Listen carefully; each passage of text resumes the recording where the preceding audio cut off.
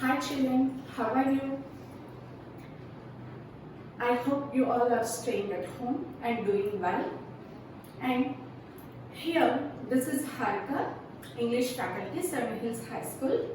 I feel very happy to stand in front of you. Why? Because to improve your communication skills and basics in grammar, our school management is providing these online classes. So we are very thankful to our management for providing this online classes. As a part of this, from grammar part, we are going to discuss today the topic tenses. What is a tense actually? Do you have any idea? Tense, it refers time and it specifies the time of an action. In English, there are three kinds of tenses. As you know already, that present tense, past tense and future tense. In each tense, there are four kinds. They are simple, continuous, perfect and perfect continuous tense. But many of us have no particular idea when we had to use and where we had to use these tenses. So according to these tenses, actually how do we use? First of all, let's know present simple. Facts, habitual actions, repeated actions, instructions, orders and so on we use in present simple. The structure of present simple is subject plus V1. That means first form of the verb and object. The example for this is she sings a song. Here to say actually sing is the V1 form, but I added S. This I will explain after the explanation of this topic. And the example for present simple is she sings a song. Let's go to the present continuous tense. The action it takes place at a particular time while talking. While we are talking about the action, the action is going on. That time we use this present continuous tense. The structure for this is subject plus auxiliary verb. Also we call it as helping verb and V1 first form of the verb and ing and object. See, how can we write this sentence into present continuous? It's very simple. She is, auxiliary verb is. She is singing a song. She is singing a song. And present perfect. Just before talking the action, if it has completed,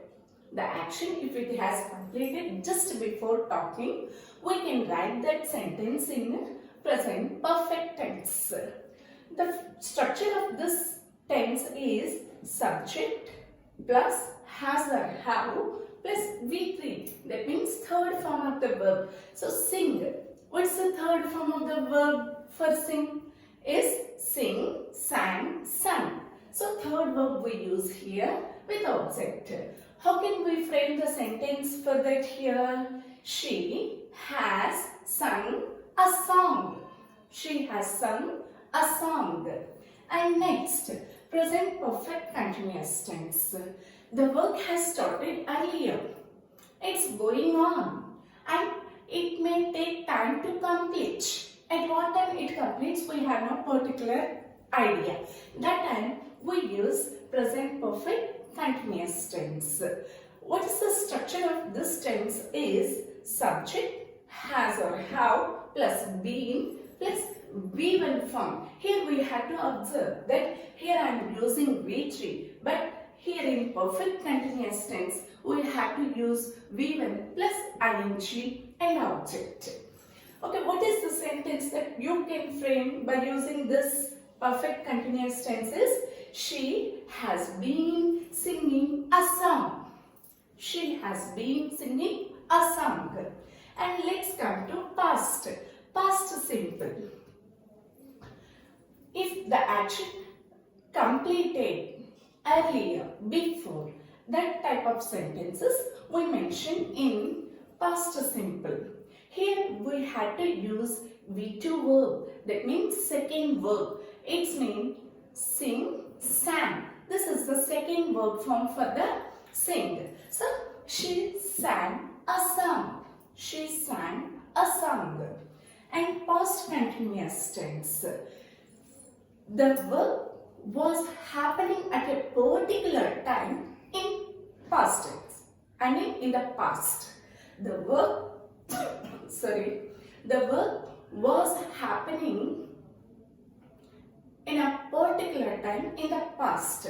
That time we write the sentence in past continuous tense. What's the structure of this tense? Subject plus was or were plus V1 plus ing plus object. Here if you notice one thing, there is a slight difference to present continuous and past continuous. Like here auxiliary verbs we use either is or am or are. Instead of that auxiliary verbs, just a little change here, we use either was or were. See, if the subject is singular, we use is in the present tense. If it is plural, we use are in the present tense. If the subject is I, it is considered as universal plural. If the subject is I, we use in present continuous am as a helping verb. And in the same way, in the past continuous tense, we use for the singular subject was and for the plural subject were. And next go to past perfect. The work had already been finished, completed. Such sentences we write in past perfect tense. What's the structure of this? Subject plus had plus verb 3 plus object. Same. See, if you observe the present perfect and the past perfect, there is a little change that instead of has or have, we are using only had. Either it is singular or plural, whatever it may be, we use only the word had in the past tense.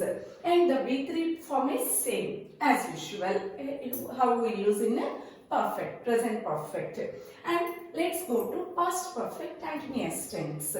The work had started before in the past and it was going on and it would continue. That type of sentences we write in a past perfect continuous tense. Here the structure of this sentences is subject plus had plus been plus V1 plus ing. See, if you notice, if you observe the same what I said in the present perfect continuous, the same thing happening here in the past perfect continuous tense. The V1 form, it has much importance, a vital role in the grammar part.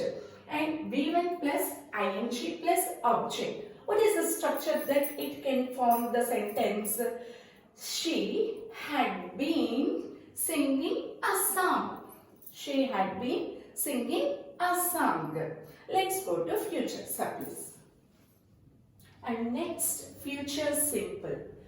Future simple. The action which will happen in the future, such type of sentences we write in the future simple tense. What's the structure of this? Subject plus will or shall plus V1 plus object. If we see the present tense structure, just we had to add either will or shall to the present tense structure. So if we can form very easily future simple if we add will or shall. And next, future continuous. The action which will be in progress. Such type of actions we write in future continuous tense. The structure of this future continuous tense is subject plus will or shall plus be plus V1 plus ing Here, even in the future continuous tense also, we use V1 plus ing plus object. Additionally, what we are using will or shall and be we are adding here. And future perfect. Future perfect, the action which will have completed. Such type of sentences we write in future perfect tense. The structure of this tense is subject plus will or shall plus have plus V3 plus object. Here in a perfect tense, as usually we are using V3.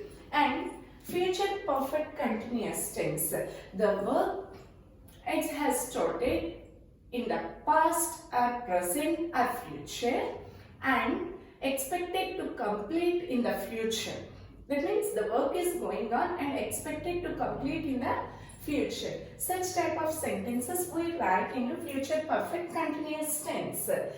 The structure for this tense is subject plus will or shall plus have plus been plus V1 form plus ing plus object. See, I use that sentence in all these four tenses. Let's see.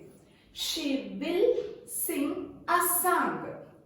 She will be singing a song. She will have sung a song. She will have been singing a song. If we have a particular idea about the structures of the tenses and if we know where to use, how to use according to the tense, we can frame the sentences and we can make very good paragraphs very easily by using these tenses. And next topic I discuss about is uses of S or ES, especially in the present tense. She sings a song. Actually, the sentence is in present simple. Present simple. I said the structure will be subject plus V1 plus object. V1.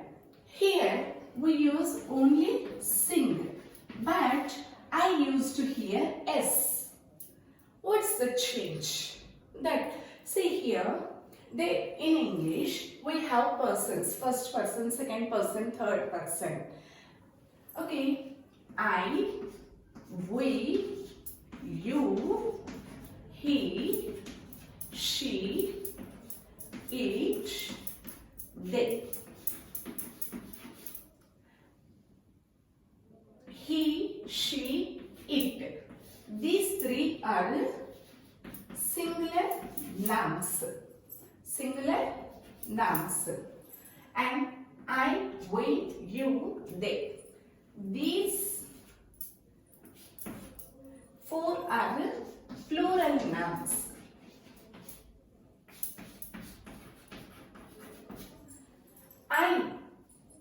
According to the grammar, I is known as universal plural. Even though it considered as a single person, but we had to consider it as a universal plural. So it comes under plural. It comes under plural. So for this singular nouns, if we use in a sentence, see, she is the singular. This is called agreement between subject and verb. If I use directly this sing, it is not good to pronounce and there will be no proper agreement between subject and verb. So, to form an agreement between these two, we use either S or ES at the end of the verb. At the end of the verb. Only this we use only for the singular subjects. And for the plural subjects, we can use directly sing. Suppose see, they sing a song. They sing a song. Here we didn't use yes, but here I used S. And this is called agreement between subject and verb. And by using this, we can frame negative sentences very easily. How do we frame? Here, since I used, right?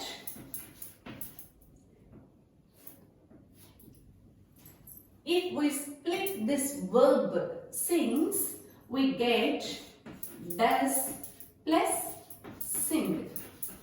Does plus sing. So, to form a negative sentence, we had to use not.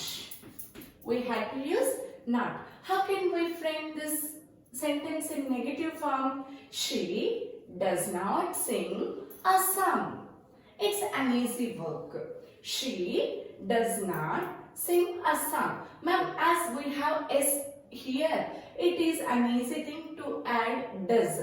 But here there is no S. How can we frame negative sentence for this? It is also very simple thing. Sing. We can split this as a sing plus do.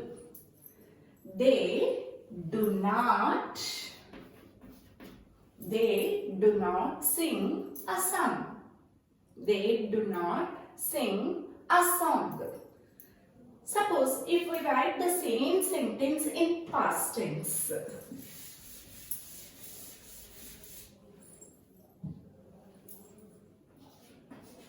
She sang a song. Sang. We can split this into B1 form sing, and to indicate that the sentence is in past tense, we had to write did. She did not sing a song. Very simple, right? And also by using this, we can frame yes or no type questions, which are known as confirmative questions in grammar. It is a very simple thing. How can we frame? Suppose they sing a song. What did I say? Do. We can write it as a do sing. How can we frame yes or no questions by using this? Do they sing a song? After that we get a question mark. Why? Because it is a question. It is a confirmative question. If they sung the song, we get the answer yes, they sung a song. If they didn't sing the song, we get the answer no, they didn't sing a song. So we can call them as a yes or no type questions or confirmative questions. So it is an easy thing to frame questions and also negative sentences by using these sentences. And thank you children for listening this class, and let's meet in the next class.